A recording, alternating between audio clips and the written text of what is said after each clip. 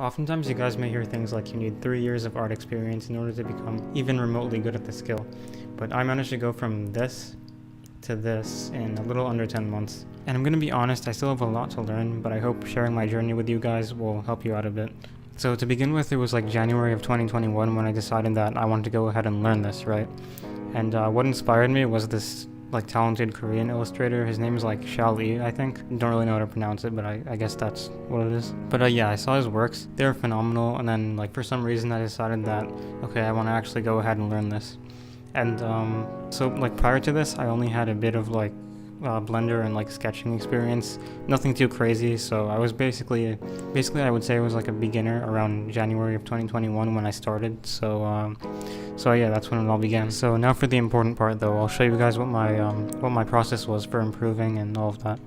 So initially I was just focused on sketching, right? So sketching like faces, bodies, and like how to add movement to that. And yeah, that's what I focused on in the beginning. But so there's many different ways to learn this, right? Like you could use Pinterest and just like draw from reference, or you could use like posing sites, for example.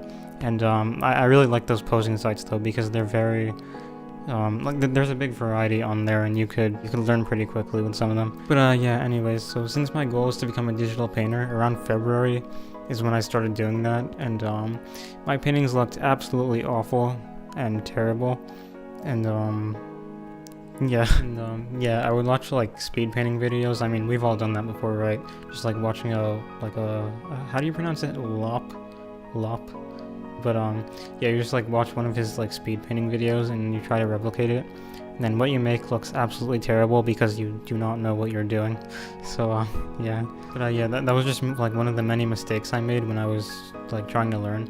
And if you guys want a video about like which mistakes you should avoid, I can tell you about that too. So just leave a comment if you want that. But anyways, like fast forward to April, I was still trying. It was still like pretty terrible. And one thing I want to like explain to you guys that you need to understand is that it takes time. You're not going to be able to become really good overnight, no matter how hard you try.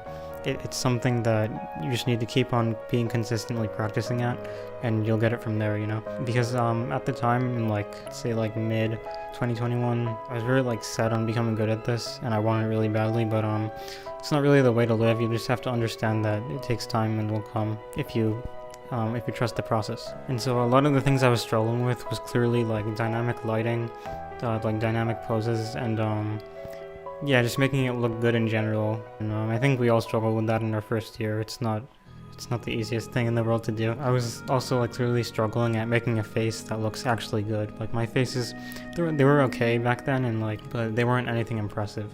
So one thing I started doing that was really good around November of 2021 was that I started painting from like references more to just understand how that works. And I really wish I did that sooner. But so the thing about painting from reference is you do it to get better. But yeah, that's about it. If you paint from a reference, it's not an original work or anything like that. But yeah, I think that helped me improve a lot. But thankfully in March of 2022, I had a breakthrough. And like what I had decided to do was study 19th century traditional like painters. And from that, I was actually able to understand how to make a face look good. So immediately after doing that, I was able to make this, which is decent, but definitely way better than the faces I was painting before, right? And here's some more stuff from like April to May of 2022. So one thing important that I mentioned earlier that probably slipped under the radar because I didn't really emphasize it was that I had like prior Blender experience, right? Well, the thing is, like throughout this time from January of 2021, like up until December of 2021, I didn't stop learning Blender at all, right? So I kept learning things like modeling, sculpting, rigging, and the reason I was learning all that was because I wanted to make my own like animations at some point just for fun. Yeah, eventually I was able to do that in like January of 2022.